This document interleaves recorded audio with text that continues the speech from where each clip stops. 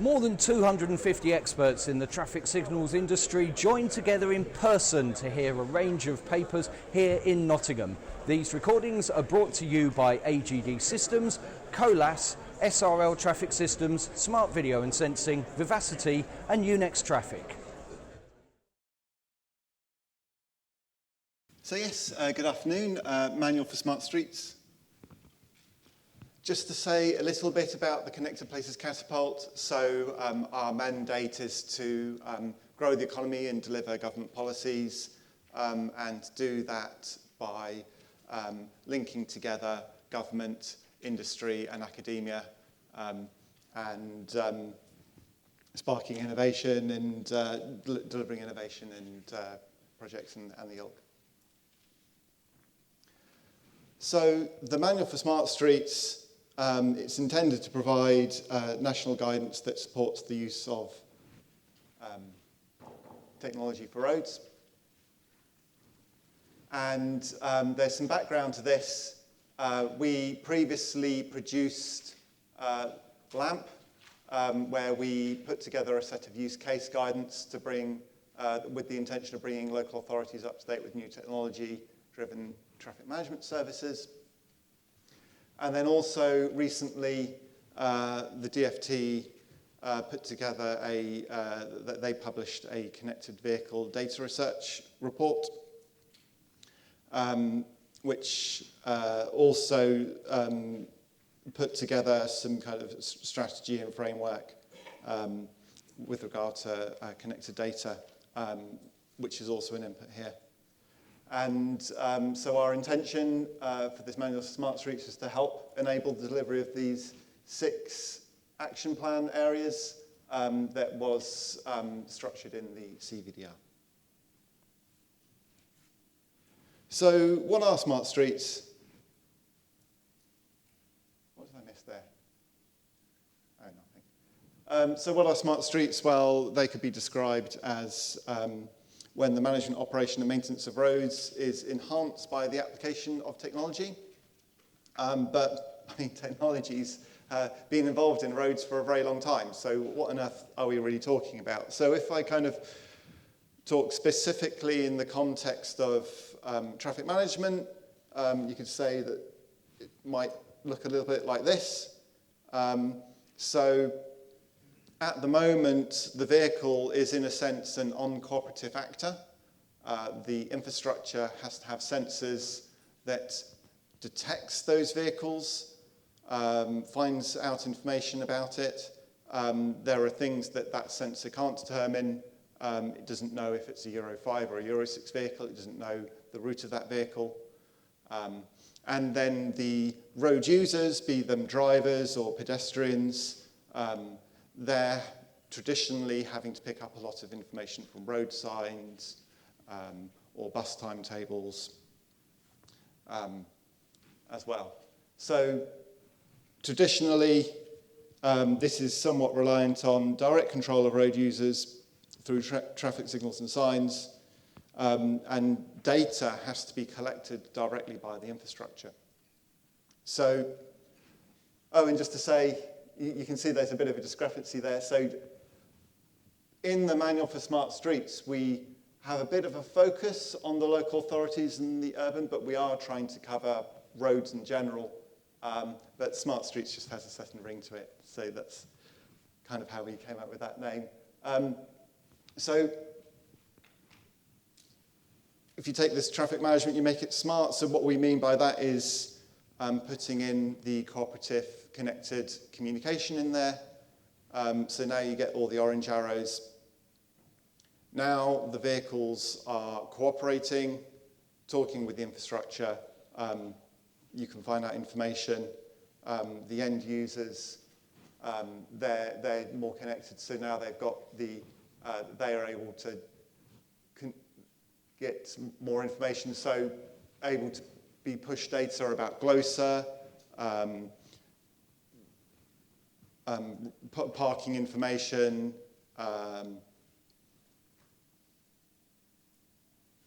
and real-time bus information. So overall, this is kind of giving a bit more of a steer towards having a more strategic influence over road users rather than a sign saying exactly what you should do, giving a bit more of a strategic steer. And this connected data and cooperation provides some opportunities to deliver some improvements. Why is this important now? So policy is giving a steer in general towards being smart with data around the whole kind of authority sphere.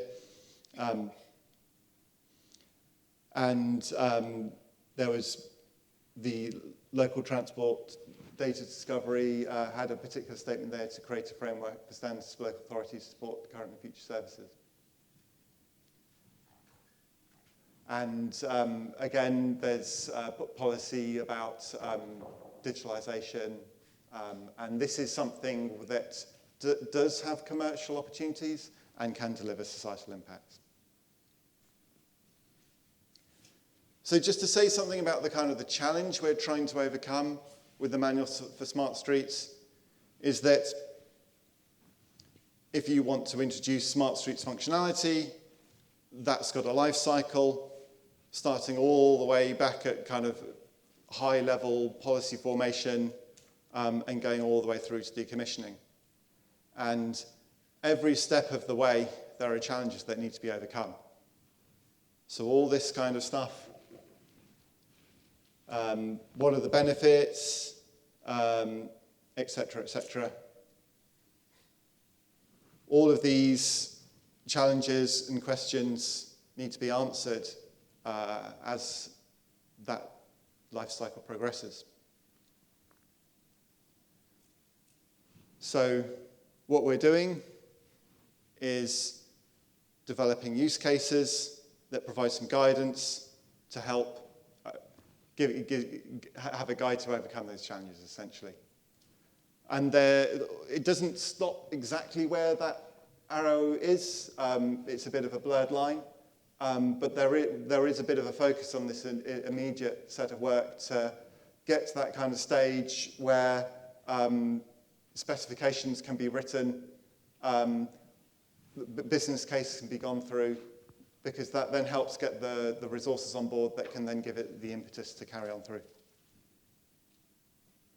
So the sort of way that we're going about that, so this is a logic map where it's drawing out for a use case what the components of this system are and mapping that to the impacts it generates. So this can help with the business case formation and strategy formation.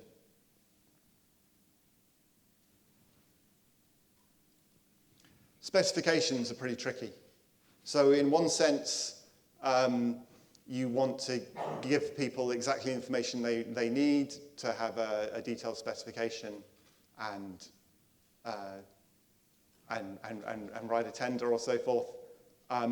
But flexibility is also required. People have different legacy systems that need to integrate things into. They need flexibility so that they can come up with the appropriate and best solution for the particular challenges and priorities they have.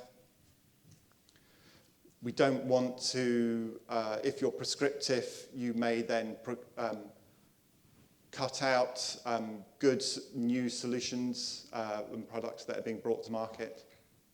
So flexibility is also required.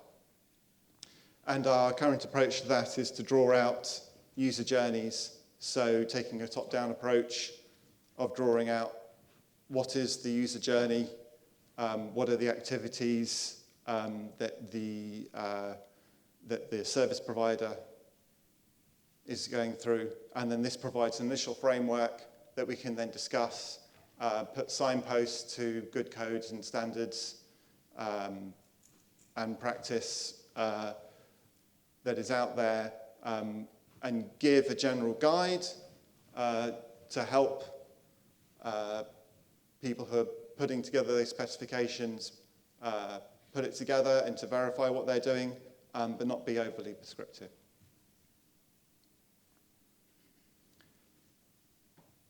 So as I said before, inputting into our work is the Connected Vehicle Data Research report. That identified service groups. Previously, there was LAMP use cases developed. What we've done is created a new set of use cases that tries to bridge across both of those. These 12 are the working titles. As you can see, those aren't limited to kind of traffic management, traffic signals, but a lot of them do have crossovers, in particular with traffic data. I think people quite often forget that the traffic signals and the associated equipment is providing a lot of the data that helps drive the wider systems of systems on the roads. And so just to summarize, so the Manual for Smart Streets, so this is what we're intending to do, to provide guidance to local authorities for the delivery of technology-driven services in an increasingly digital world. We're developing the Manual for Smart Streets throughout the year, and we plan to release it in 2022. It is intended to publish a beta version of this on the TTF website soon. It won't be complete, it will only have a couple of use cases, but it's something to get out there so that people can see what it looks like and give us feedback. And on that note, we have started contacting some authorities, engaging with them, and we continue doing that because a large part of this is getting the knowledge of the wider industry and trying to put that together. So thank you very much.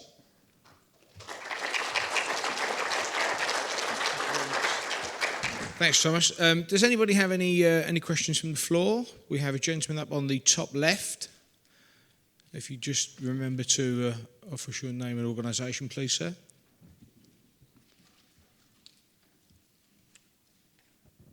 Thank you. I won't keep everybody long, I promise. Sorry. So Chris Kennett from Chris Kennett Consulting. Thank you for that. I think that's a very good summary of sort of where we're going.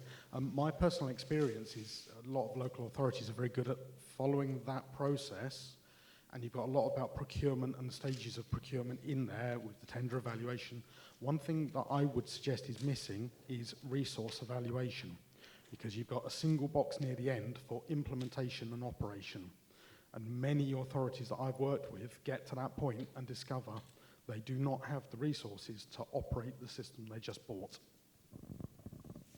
Sure, So okay. Any Yeah, I don't have much response for that one, I guess, but yeah, I agree. That's a very good thought, and something I will, we need to pay some attention to that. So yeah, thank you. Thank you. Anybody else have any observations or questions? No? I mean, sitting there listening, I think you're right about what you said there. I do think that there's a lot of good ideas, but when it comes down to the hard and fast bucks of running the systems, that can always be a problem. The one thing you said about the organisation getting this out by 2022, I think you said it was due to come out. We saw a lot of what we've seen over the last 2 days has been very much from the engineers and the industry's perspective about the road network that we have in the UK and maximising it. But what happens, it'd be interesting to think about this when we hit capacity. Capacity optimisation is what we're looking for on the network. When we get to saturation point, is there any work being done about some cities are arguably getting to saturation point at the moment for communicating with vehicles as well? And do we reduce the amount of vehicles going in, or what do we end up doing?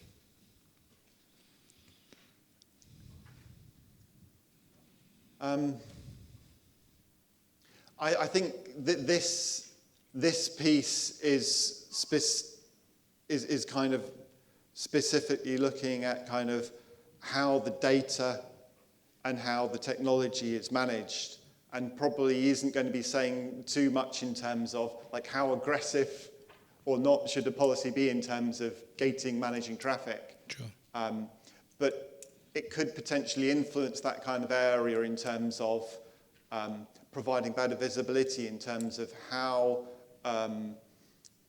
the use of data could help provide good intelligence, or help provide like functionality that would help manage those challenges in a better or in a different way. Yeah, takes out the subjectivity of it and takes the subjectivity out of it and just gives you hard and fast data. Yeah, just like, how can you put together a system where you're getting better data to help? So on the previous presentation, the LTNs that have been put in place in London, I, several years back, was working for one of those local authorities, and I was like, oh, thank goodness they don't work there anymore, because like they'll be having different parties arguing on different sides of the fence, and with COVID happening, how would they get good data to come up with evidence-based decisions? And kind of being smart, if you've got a bit better integration of all your data systems, that may help kind of bridge that gap a little bit. Pull them all together as a strand. Yeah. And one of the other things that I've been sitting here thinking about for the last couple of days is that, as I said, we've been doing this from the industry's perspective and looking at it from how we plan, how we process, the engineering aspect from behind it. The minute you all leave today and you all start to go home, you switch from being engineering professionals, you then switch to being a road user. You were going to go home on the roads themselves. So the one thing I'd always like to urge us always, and with any of the documents we put forward, is to always be engineering from the perspective of being the road user, which we all are as well. Let's not forget that we have that dual role ourselves. And sometimes I think when you're listening to the conferences, you hear the phrase and the road user and the drivers, and we're all that as well. So let's remember that we need to design for us as well. John, I'm going to hand back over to you. Thank you so much for the presentation there, Thomas. Cheers, thank you.